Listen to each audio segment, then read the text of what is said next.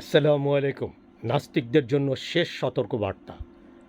প্রিয় নাস্তিক বন্ধুরা, আপনারা নিজেরা নিজেদের ধর্ম প্রচার করেন। অবশ্যই অন্য কোনো ধর্মকে অবমান, অবজ্ঞা করে নয়।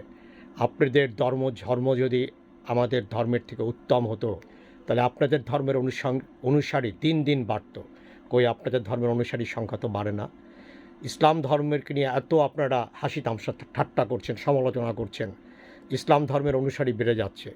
ইসলাম ধর্ম যদি এতই খারাপ হতো, যুগে যুগে এত সভ্যতা এসছে পৃথিবীতে, ইসলাম ধর্ম এত বছর, এত যুগ, এত শত বছর পৃথিবীতে টিকে থাকতো না এবং বহাল তবিয়তে টিকে আছে।